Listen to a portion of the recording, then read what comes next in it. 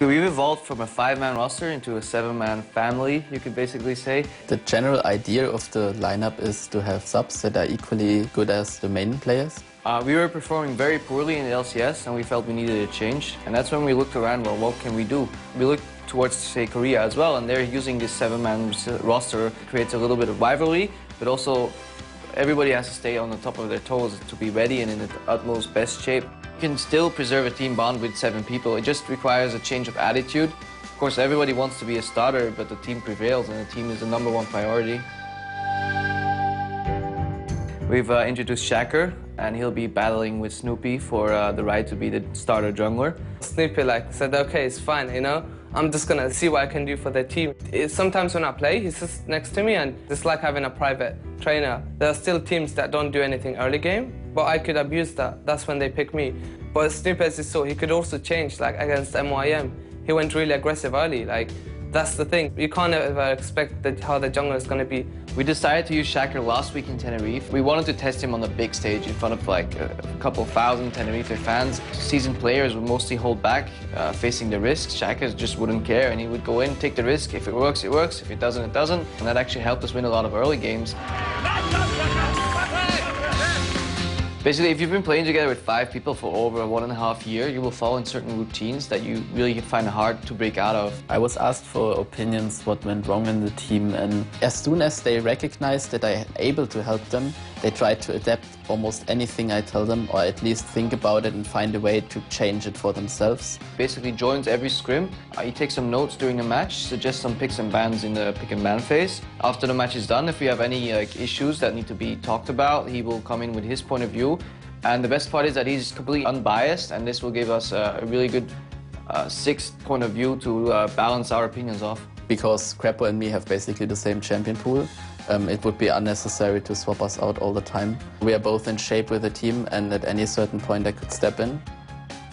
I think subs that are living with the team and that actually participate scrims have just a lot more value than subs that don't. We're not going to praise the 7-man roster into the heavens, but I think it might be something that other teams will pick up over time. There's no reason not to use your subs to the maximum potential, because it would only set you back if you don't.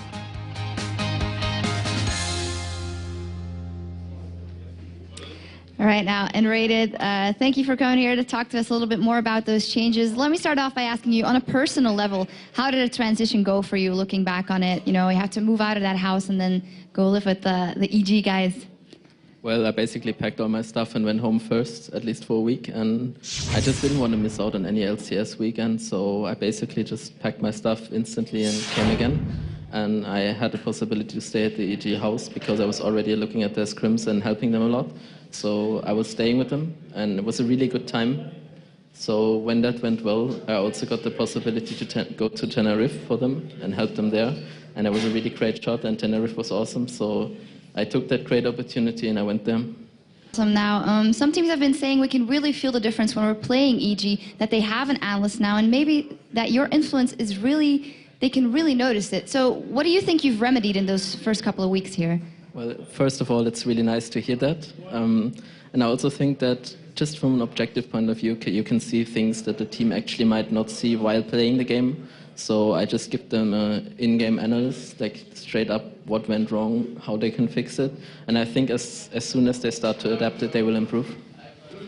How easy or hard is it maybe for you to come into that group as someone from a team that they have rivaled so much before and be like, these are your mistakes and this is what you have to do?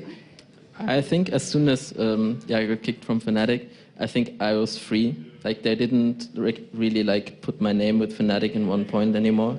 So as soon as I'm a free agent and I'm able to help them, why wouldn't they just adapt to everything I say? All right. Now, the time that it was announced that you were coming to the team, of course, they also had the announcement that they would be having a sub for the jungle in the form of Shaker. Were you in any way involved in the choice of having the jungle as a sub, and why was that decision made? The decision was mainly because everyone in the team felt that the early game was the really major lacking point they had.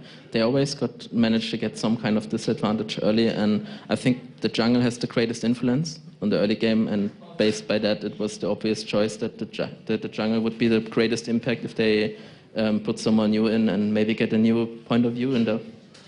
Obviously, the upsides are clear here of having that jungle and being able to decide, we're going to play this team, well, this is a better jungle side, but are there maybe not dangers involved with the fact that you have maybe someone who's disgruntled that he's not in the first lineup anymore, and possible dangers? I think putting Shaka into the team was a great risk, first of all, because he had relatively low offline experience, especially like competitive gaming. It's a lot about nerves and the stress you have to handle, and that's a big point.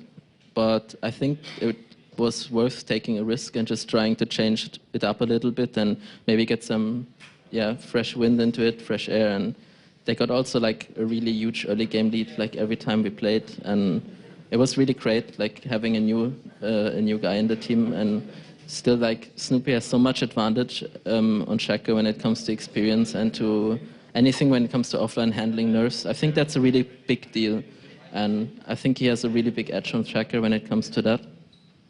And of course, you, being a support yourself, and Krepo said in the video, and you as well, I believe it was, well, we're kind of at the same level. We know exactly, we could step in for each other, but it's not necessary since we have kind of the same champion pool. But is there not a part of you that thinks, I kind of want that spot because I miss having a live experience and being that player? Of course. I mean, I didn't step back on my own. I didn't say I don't want to play anymore. I've always been a competitive player. I always try to compete on a high level. And yeah, when there comes the point where I have to step in, let's say Krepo breaks a hand or whatever, I will greatly do that and thankfully do that, and I'm really thankful for the opportunity to play with them. Krepo also said in the video, it's cool to have someone who's completely unbiased and can just look at everything, but of course you have this Fnatic history. Is there somewhere a part of you sometimes when they're going to play Fnatic, you think, I know exactly how to get them, and does it feel good maybe? Well, winning against them in Tenerife was one of the best feelings I've had so far. Like, it just gave me a huge backup everywhere. I think that was really great, and also like going into against them, like there is a certain rivalry right now, obviously, but it will never be like I say we have to win that team because I'm there. It gives me a slight edge because I know how their mind works, and I was playing with them for so long, and I know how they handle situations and how their mindset is, and I think that gives me an edge, obviously, against them. So maybe for the last couple of questions, talking about the standings in general, which you have a great view up now coming from two teams.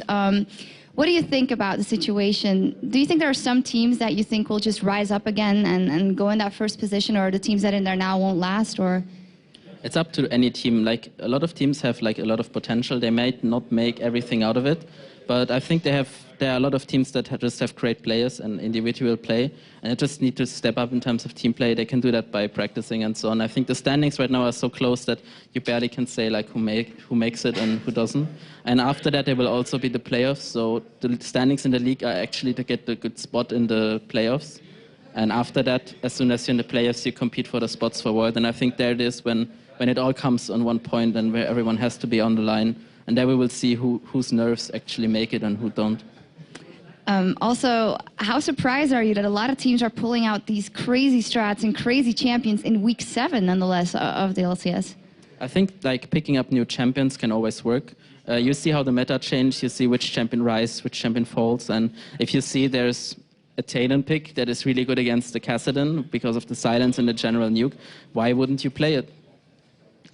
Finally, EG is up against SK Gaming here. What are your thoughts about going into this one? How strong is SK? Well, I know that EG, if they play their game like they're supposed to play, they don't take too many unnecessary risks, and they play it the way they have to play, I think they have a good shot at winning this. All right. Thank you very much, nRated. Thank you. Now let's see that new roster of EG in action, and for that we go over to Joe.